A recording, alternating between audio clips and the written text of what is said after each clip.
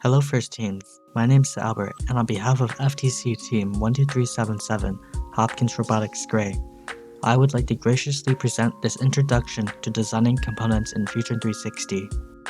In this tutorial, we will be covering the basic controls required to design components in Fusion360. We will then design a capstone by applying some of the concepts we have learned. To begin, let's first cover how to maneuver your camera around the workspace. To pan your camera, simply hold down your middle mouse button and move your mouse.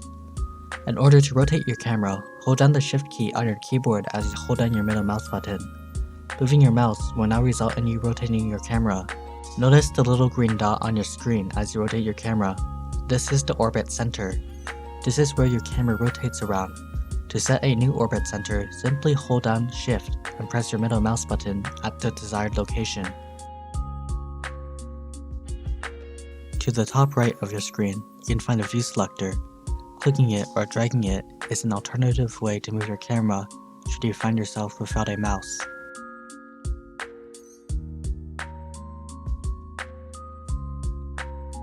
You can also have multiple screens available in Fusion360, which is useful for designing complicated components. However, multi-screen view will not be needed for this tutorial.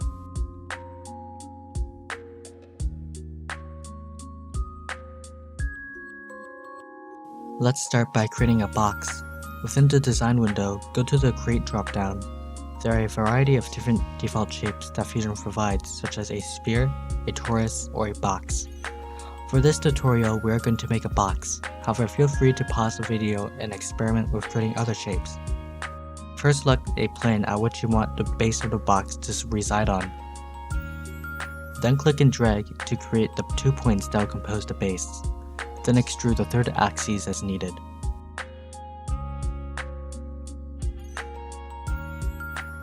You can create more complex shapes through the sketch editor.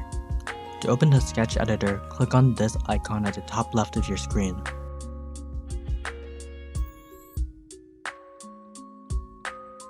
Within the sketch editor, you can create splines, various polygons, and rectangles to help facilitate designing things such as side plates or linkages for your robot.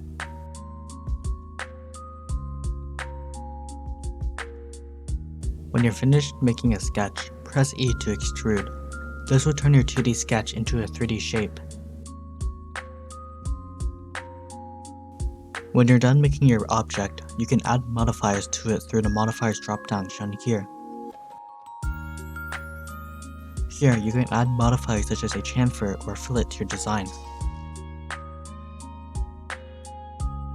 To use a modifier, first select one.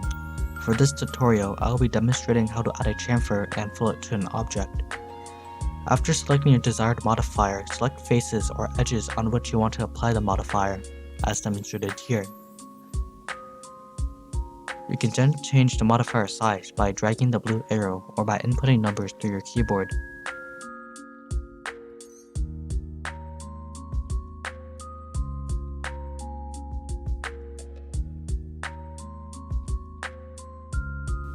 When you're done making a shape, you can press I to inspect an object. Using the inspection tool, you can find information such as the length, radius, and surface area of a part. To find the surface area, simply select a face. To find the length, simply select 2 points. These points could be 2 faces, 2 edges, 2 points, or a combination of these things. You can change your secondary units to millimeters should you so desire.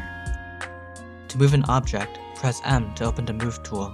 The free move selection allows you to freely move the object in XYZ coordinates as well as rotate the object.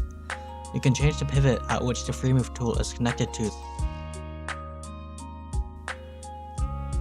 The Translate move selection allows you to move an object using global XYZ coordinates. The Rotate move selection allows you to rotate an object around a selected axis. The point-to-point move selection allows you to move an object based on the point that you select on said object. The second point selected will be where the point on the initial part will snap to. With basic functions covered, let's start making the capstone. To start, we will be creating a sketch for the cross-section of the capstone. I will be offsetting it by 1.4 inches from the center so that the final diameter of the capstone will allow for it to sit on a cone without falling off. Here, I am using the offset tool to offset the spline by an 1/8 inch. Now that the sketch is done, go to the Create dropdown and select Revolve. This will turn your sketch into a 3D object as demonstrated here. And there you go, you have created a capstone. Congratulations! This is a tutorial by FTC Team 12377, Hopkins Robotics Gray. If you have any questions, please leave them down in the comments of this video, and they will be answered at our earliest convenience. Thank you for watching.